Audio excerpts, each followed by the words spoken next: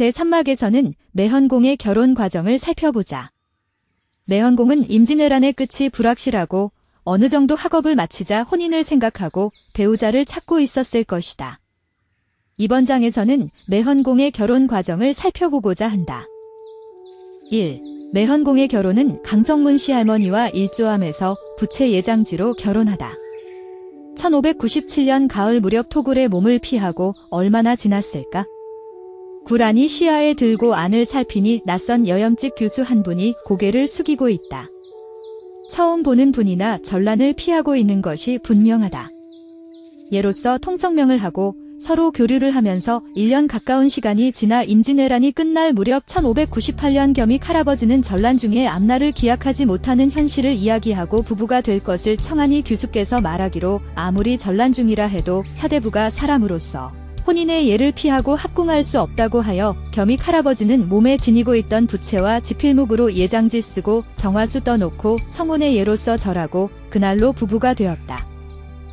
전란 중의 성혼식. 임진왜란이 끝날 무렵 1597년 가을 무렵 어느 날 매헌공은 모친도 돌아가시고 백형을 도와 의병으로 활동 중 토굴의 몸을 피하는데 구란에 여염집 교수 한 분이 있어 통성명을 하고 전란 중이라 현실을 이야기하고 부부가 될 것을 청하니 교수께서 전란 중이라 해도 사대부가 사람으로서 혼인의 예를 갖추어야 한다고 하여 지니고 있던 부채에 예장지를 쓰고 정화수 떠놓고 성혼의 예로서 절하고 그날로 부부가 되었음을 이야기하는 한시이다. 전란 중 토굴에 숨어 교수와 이름을 나누고 전란 중의 고통과 상황을 이야기하고 서로 혼인을 약속하며 부부가 되었다. 교수가 예절을 잊지 말고 지키자고 함 부채에 혼인 서약을 써서 그 진지함을 나타고 차를 올리고 예를 다하여 성혼을 맺었다. 이 시는 전란 중에서 만난 두 사람이 예절을 갖추어 혼인을 맺은 과정으로 사대부로서의 예법을 잃지 않으며 혼인의 절차를 성실히 행하며 부부가 되었음을 강조하였습니다. 강성문 씨 할머니의 두 아들을 키우다. 강성문 씨 할머니는 임진왜란이 끝나는 1598년 할아버지는 24세이고 강성문 씨 할머니는 27세의 미타암에서 부채예장지로 혼인을 하고 다음 해인 1599년 28세에 창발을 낳고 30살에 융발을 낳아 기르셨다. 임진왜란이 끝나고 이어 병자호란이 발생하여 신랑은 전쟁으로 집을 비우는 날이 많아져 혼자서 두 아들을 키우느라 얼마나 고생을 하셨을까 하는 생각이 든다. 강성문 씨 할머니와의 이별. 부부가 된 지 얼마 되지 않아 1598년 임진왜란이 끝나고 마을로 내려와 가정을 이루니 그분이 첫 번째 부인 강성문 씨 할머니다. 이듬해 첫째 아들 창발 1599에서 1653을 낳으시고 3년 뒤에 융발 할아버지 1601, 1650를 출산하시고 매헌 할아버지는 의병으로 활동하면서 집을 비우는 시간이 많아 강성문 씨 할머니는 출산 후 제대로 된 몸을 풀지 못하고 두 아들을 키우면서 몸이 좋지 않아 고생하시다 창발 할아버지 7세 때인 1605년 세상을 떠나신다. 전쟁 중에 고생만 하시고 어린 자식을 남기고 떠나는 부인을 겸익 할아버지께서는 얼마나 애달프고 비통한 심정으로 떠나보내셨을까 하는 생각이 든다. 강성문 씨 부인을 떠나보내며 슬픈 마음. 강성문 씨 할머니께서 첫째 아들 창발 1599에서 1653을 낳으시고 3년 뒤에 융발 할아버지 1601, 1650를 낳으면서 출산 후유증으로 고생하시다 창발 할아버지 7세 때인 1605년 세상을 떠나신다. 전쟁 중에 고생만 하시고 어린 자식을 남기고 떠나는 부인을 겸익 할아버지께서는 얼마나 애달프고 비통한 심정으로 떠나보내셨을까 하는 마음을 표현하였다. 가을바람이 늙은 머리를 흩날리네 슬픔 속에 아내를 잃고 긴 밤을 보내네. 돌아간 호는 의지할 곳 없고 외로운 등불 아래 눈물이 옷을 적시네. 전쟁은 장한 뜻을 꺾고 남은 백골에 슬픔은 소리 없이 쌓이네. 어린 자식은 어머니의 그림자가 멀어짐에 슬퍼하고 3년을 울어도 슬픔이 멈추지 않네. 외로운 몸은 달을 보며 긴 한숨을 짓고 흐르는 물에 혼을 보내니 돌아올 길 없네. 가을바람 다시 불어와 마음이 부서지고 이 생에서 슬픔은 끝없이 이어지리라. 이 한시는 전쟁 중 아내를 잃고 남겨진 남편의 고통과 슬픔을 담은 내용입니다. 긴 이별의 아픔과 고독함, 그리고 어린 자식에 대한 연민이 한시의 전반에 깔려 있으며 가을바람과 흐르는 강물 속에서 영원히 돌아오지 않는 아내의 혼을 그리워하는 심정이 잘 드러납니다. 삼척심 씨 할머니의 헌신. 강성문 씨 할머니가 34세에 별세한 후 겸익 할아버지는 두 어린 아들 창발 7세, 융발 4세를 돌볼 사람을 찾기 위해 친모를 찾던 중 아이를 잃고 홀로 살던 삼척 심씨 부인을 소개받았다. 심씨 부인은 천자문을 익힐 정도의 학식과 온화한 성품을 지닌 분으로 붙인 심억수는 원래 양반 출신이며 주변의 평판도 훌륭하여 심씨 부인을 친모로 받아들이고 창발, 융발을 양육하게 했다. 세월이 흐르며 두 분의 사이가 깊어지고 신뢰가 쌓이자 안방으로 맞아들여 슬하에 아들 셋을 두었으나 번발과 흥발은 유년기에 사망하였고 둘째 아들 헌발은 사남, 필선, 필환, 필돈, 필위를 두었고 이는 1668년 무신보와 1953년 계사보에도 명시되어 있다. 삼척 심씨 부인의 이사 나가는 날. 문씨 할머니가 돌아가시고 10년이 넘게 친모로 삼척 심씨 할머니와 살면서 자식이 셋이나 태어났지만 그 시대의 풍습으로 겸익 할아버지 주변에서 사대부 남자가 세상에 태어나서 사모관대 한 번 못해서야 되겠느냐고 말이 많으므로 중신을 받아들여 재혼을 결심하고 그동안 수고하신 심씨 부인에게 섭섭하지 않게 대접하여 돌려보냈다. 그렇게 겸익 할아버지와 헤어져 집을 나온 심씨 부인은 멀지 않은 근동에 이주하여 자리를 잡으니 어릴 때부터 따뜻한 정으로 보살핌을 받은 창발, 융발 할아버지들은 학업이 흔들리고 특히 융발 할아버지는 정을 끊지 못하고 심씨 부인 집에 눌러 살기까지 하므로 겸익 할아버지께서는 자식들의 교육을 위해 특단의 조치를 내리시지 않을 수 없었다.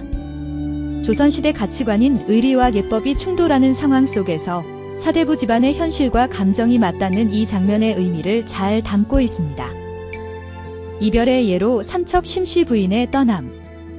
집안 살림을 맡아보는 속노인을 시켜 충분하게 살아갈 수 있는 재물을 주고 창발, 융발 할아버지들 장례를 위해 먼 곳으로 이주해 살기를 설득하여 모년 모월 모일 새벽을 틈타 먼 강원도 삼척으로 떠남으로 비로소 창발, 융발 할아버지들께서 마음의 안정을 찾으시고 학업에 열중하게 되었다. 심씨 부인과 인연도 끝이 났다. 이것을 아는 사람은 마름 송씨밖에 없다. 그 후 세월이 흘러 지금부터 수십 년 전에 삼척에서 사람들이 찾아왔다고 한다. 당시 문사일을 보는 사람들에게 냉대를 받고 떠나면서 다시는 찾지 않겠다고 하면서 떠났다고 전한다. 언젠가 이분들께서 다시 찾아오면 우리들이 따뜻하게 맞아주어야 할 것으로 생각한다. 이별의 눈물. 겸익 할아버지께서는 어린 창발 7세, 융발 4세를 보살필 친모로 심씨 부인을 받아들여 살림과 양육도 하다 세월이 흘러 자연스럽게 안방 생활을 하면서 세 자식을 낳고 살았지만 사회관례상 사대부 남자가 사모관대를 쓰야 된다는 권유로 밀양부사의 주선으로 일찍 손씨 할매와의 혼약으로 심씨는 하는 수 없이 멀리 떠게 되어 심씨 할매의 심정을 시로 표현해 보았습니다. 집을 떠나며 가을바람들에 가득하니 외로운 그림자 홀로 걸으며 산천을 바라보네. 깊은 정 끊지 못해 자손의 눈물이 흐르고 근심은 의지할 곳 없어 달만 둥글게 차오르네. 옛방에서 바느질하던 날들이 꿈처럼 떠올라 자애로운 말과 다정한 음성 아직도 귀에 맴돌아. 멀리 가는 길 몇 리나 되기에 혼이 끊어질까 돌아가고픈 마음 애달파 밤은 끝없이 길구나. 문 앞에 노란 잎지고 또 떨어지며 이별 뒤 흘리는 눈물 막을 길 없구나. 천미 바크리움은 구름 넘어 꿈이 되고 백발이 되어 돌아와 다시 만날 그날을 기약하네. 심씨 부인의 애잔한 심경과 자식에 대한 그리움을 담아 보았습니다. 일직손씨 할머니와의 맞선을 보다. 매헌공 할아버지가 48세인 1622년 임회가 밀양부사 이한누를 통해 밀양 일직손씨를 중매하도록 하여 20살인 일직손씨 할매에 붙인 성균관 진사 손시복과의 인연이 되었다.